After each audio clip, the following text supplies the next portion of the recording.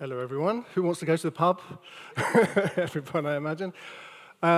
Yes, So I'm here to talk today about meditation as it relates to mental health. I'm a passionate advocate of meditation. It's something that I do myself. It's something that I absolutely love, and I'm here really today to say to each and every one of you, anyone who doesn't do it, to consider doing it, or even to try to implement it in your place of work. Who am I? Great introduction, but the main thing to grasp is that I'm an anthropologist. I know most people don't know what an anthropologist is. That's fine. But really, anthropology is about the study of humanity, study of human beings over the last several million years, and in terms of how we've lived in other cultures the world over for the last few thousand years. So very often what an anthropologist is able to do is to look at our own society and say, you know what, that's actually quite strange what we do. We're the strange ones. It's something I'm going to touch on later. Yes, the main thing that I try and do is I help companies to change their culture, either in a big way or in a more of just a tweak to help them to improve well-being and to increase creativity. Right, let's start with a story. I would love to tell you the story of when I met the Dalai Lama. For anyone who doesn't know, the Dalai Lama is the spiritual leader of Tibetan Buddhism. I was 21 years old, a long time ago, and I went to India, as many people do. I went there for 6 weeks on a journey of self-discovery. And obviously, India is a vast place. What do you do first? Do you go to Goa? Do you go partying? Well, my friend and I decided to go to the north, to Dharamsala, which is where the Dalai Lama has a home base. So for anyone who doesn't know, in 1959, the Dalai Lama was exiled from Tibet, and he set up home in Dharamsala and set up this incredible temple, which was somewhere, which is a place that a lot of people travel the world, from all over the world to worship or meditate in this temple. So we went to Dharamsala, my friend and I, arrived in the Himalayas. It's an absolutely beautiful place, you can imagine. It feels transformational. First day, yes, I went and meditated in the temple there. It was a very interesting experience. Second day, meditated in the temple. Wonderful. And then word got round that the Dalai Lama himself was coming into town. Complete surprise. What a fantastic opportunity for a young person to actually meet the Dalai Lama and to be able to feel blessed by that experience for the rest of my life. So obviously, I did what anyone would do. I got to bed early. I was a good boy. I focused on my meeting with the Dalai Lama in his home temple. And here's where I show you a photograph of me meeting the Dalai Lama. Yeah. What actually happened was, I went out the night before with my friend and got completely slaughtered on cheap vodka.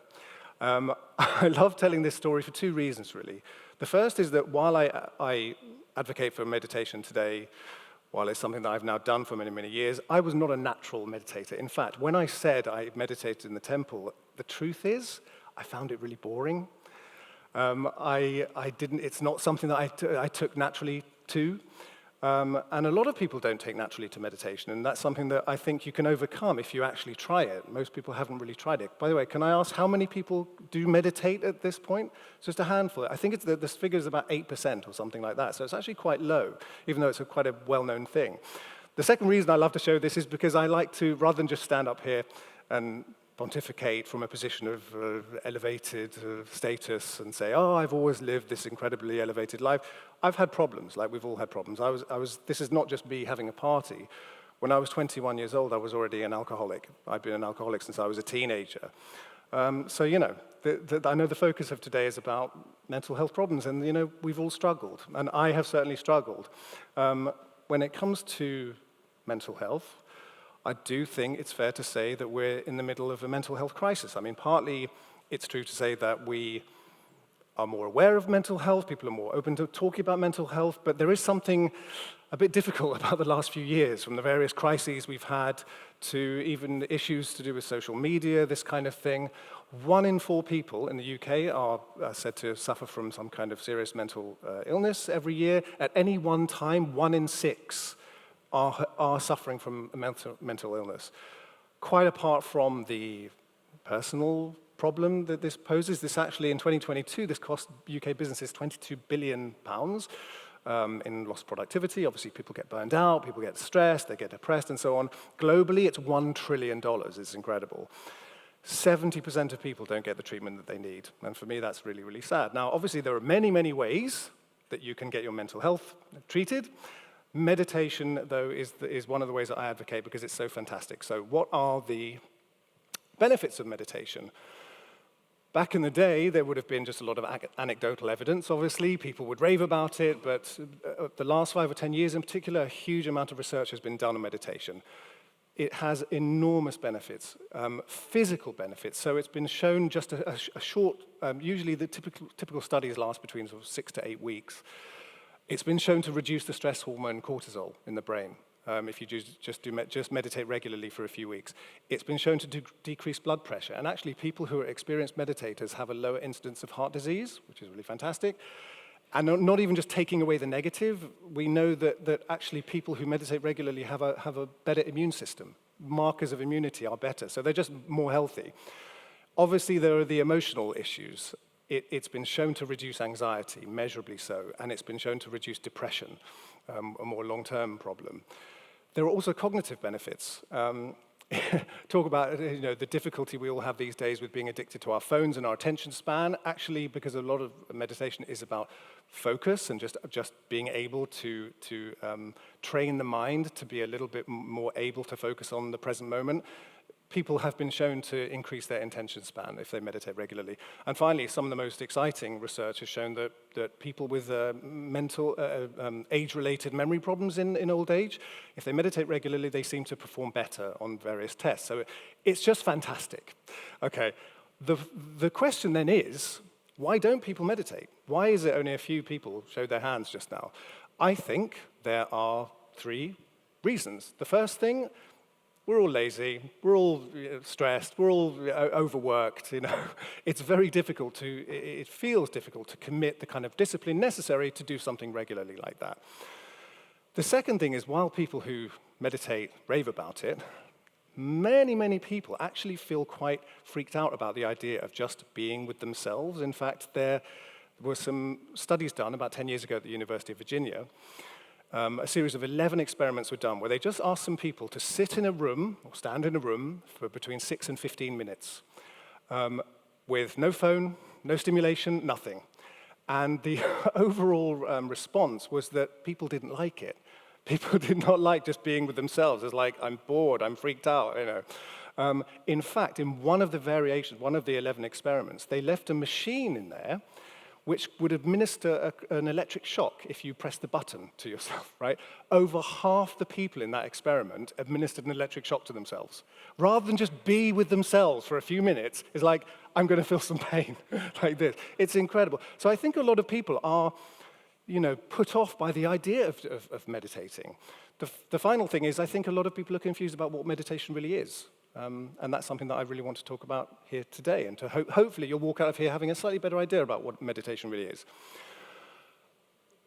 There is no scientific definition of meditation. There's no agreed upon definition, but here's my definition. Meditation is a ritualized experience of calm and focused attention. Ritualization is very important for an anthropologist because that's something that I study in terms of cultures all over the world. Ritual means that you're creating a special kind of experience in the normal flow of activity. You're separating off a little moment of tranquility or something. That's what creates the ritual. But it's not an effervescent experience. It's something which is actually, it's calming, and it's in terms of focusing your attention. Now, who wants to do a 2-minute meditation? You've had a lot of information coming into your brains today.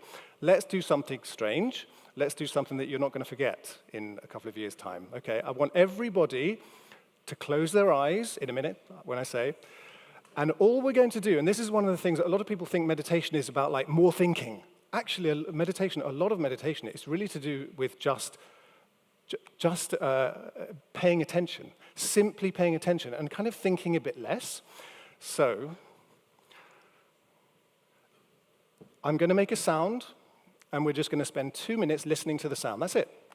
That's all you have to do. You just have to tune into the sound. Whatever thoughts come into your head, fine. but just close your eyes, relax, and listen to the sound. Okay, everyone close their eyes now.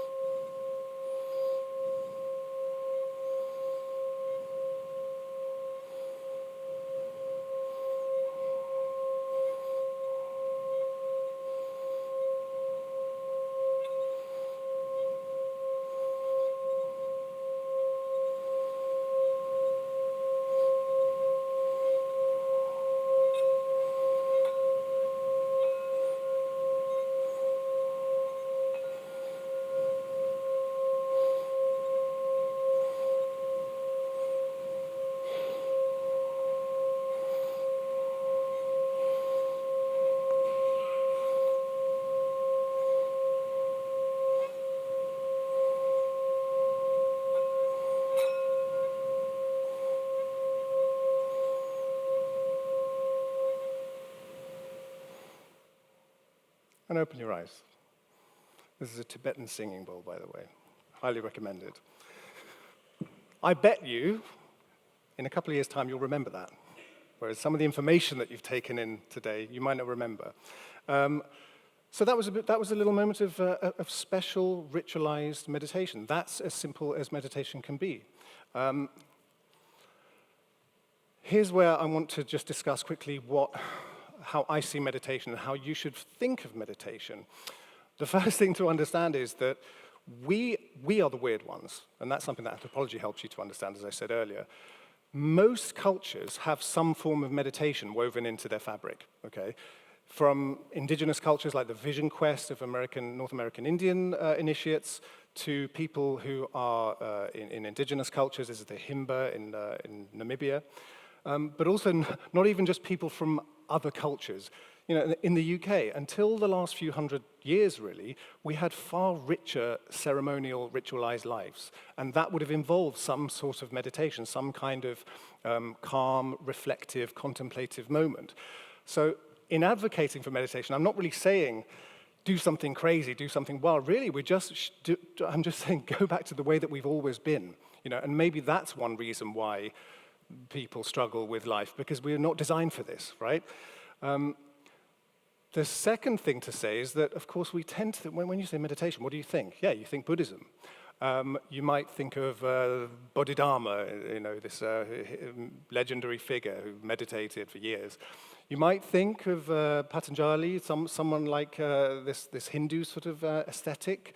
This is the kind of thing that we think about when we think about meditation. But the reality is, you don't have to, look to the East. You can, there are many different strands of cultural tradition, all over the world that have had meditative practices. So there's something called dhikr in Islam, which is a strong tradition of meditation.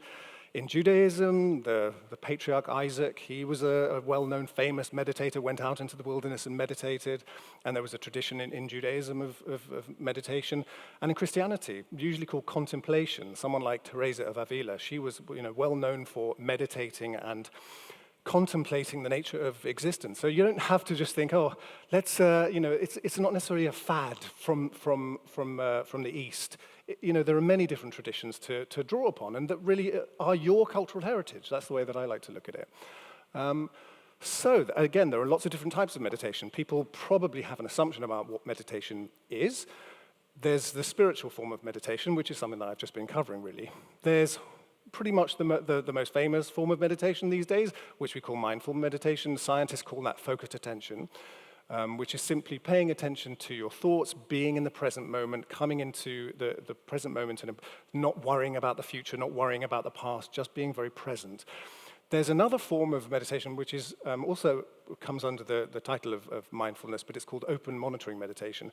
And that's less about focus and control and more about observing the thoughts and feelings that you have, letting them wash over you. And in fact, it enables people's minds to wander. So some research, I'm very interested in creativity, and a lot of the research shows that people who are trying to think more creatively actually benefit from this open monitoring meditation, because it's rather than some sort of sense of control, it's more a sense of mind wandering and letting your mind sort of go into different places. There's this term sensefulness that I like to use. When we talk about mindful meditation, we tend to think about thinking. Let's do more thinking. And some people are like, I don't want to think any, I just want to be entertained by my phone or whatever. But really, a lot of meditation is about tuning into your senses, stopping thinking. Just how does your body feel as it sits in your chair right now? What can you smell? What can you hear? There's a lovely exercise where you put a raisin into your mouth, and you just spend 10 minutes or so just rolling it around before eating it. I have a friend, she said that after she did this exercise, after she ate the raisin, she felt full. She'd never mindfully eaten a raisin before in this way. So just tuning into your senses is something that we often do, we rarely do these days. Obviously, there are mantra-style meditations, a little bit like what we just did, tuning into one particular sound, maybe like this kind of thing that people swear by. Another thing, which is, again, coming from an anthropological background, doing things together. Not only does it form bonds between people, is it something that brings people together, but just doing it in the presence of others can actually really elevate the experience. We're social beings, we have social brains. So doing meditation with other people, as we just did, is something which does really elevate it. We tend to think that meditation is about sitting down with your legs crossed, but actually a lot of meditation can be done in movement. And in fact, we have sedentary lives. We sit in our offices, we sit at home. In fact, I tend to advocate for moving meditations because we need to get the blood pumping through our bodies. It's good for us, for one thing. So you can meditate while walking. That's something that I do a lot. You can do something like Tai Chi or Qigong. These are moving meditations where you're very much present within your body at that particular time.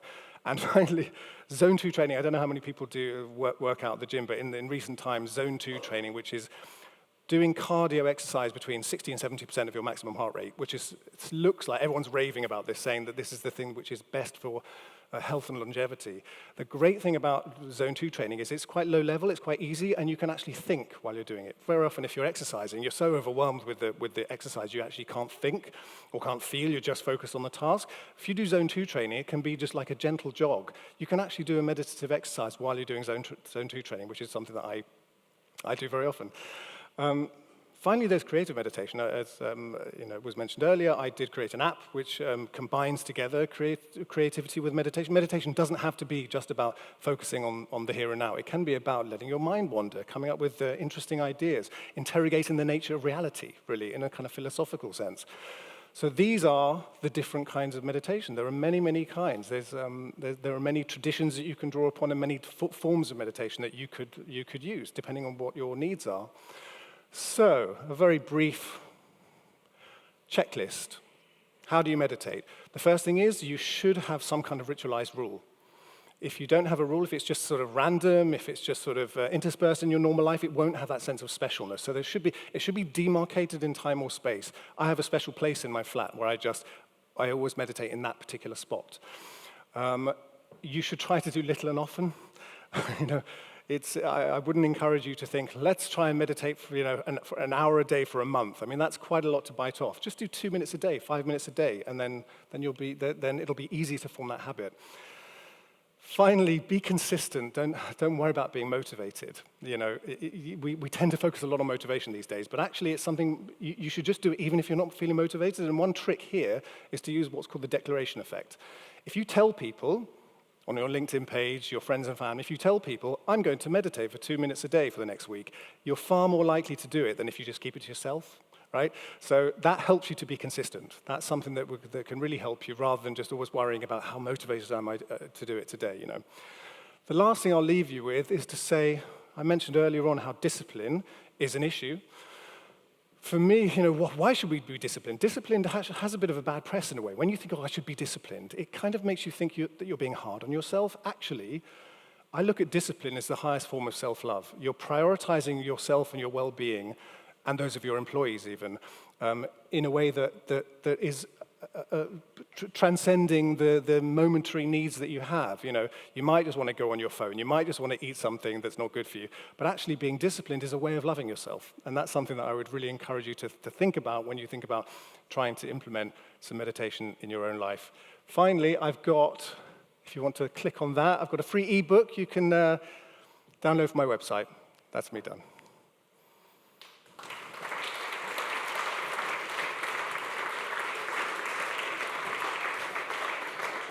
I've got to do the reading bit across here now, which is really a bit difficult for me, but hey, how long is the ideal time to meditate? Will this support better sleep? And would you do this before going to bed, Michael? Yeah, one of the things, I just didn't have enough space. It's been shown to support sleep. People who meditate sleep better, and sleep is a hugely important thing for obviously health and longevity. As far as I'm aware, there's no research showing that there's a minimum amount that you should do. I would always recommend people start with 5 minutes a day. I know it doesn't sound like much, but doing nothing for 5 minutes, as I mentioned in those experiments earlier, it's actually quite a big deal. Putting your phone down, getting into a certain space, and just for 5 minutes doing nothing or doing something very focused or being very present, that's quite a challenge. So I would recommend that. But in terms of research, there's no research showing that you should do a certain amount. But it does, you know, inevitably, people who do meditate for more significant periods, 20 minutes a day, 30 minutes a day, many do report that has really transformative effects on their health and well-being, you know. I think there's a test there for me, isn't it? That, it's the same question twice. Yeah, right, yeah. How do you feel meditation has changed in a more digital age? Yeah, I mean, it's become, obviously, the main issue is that it's been stripped really of the spiritual dimension.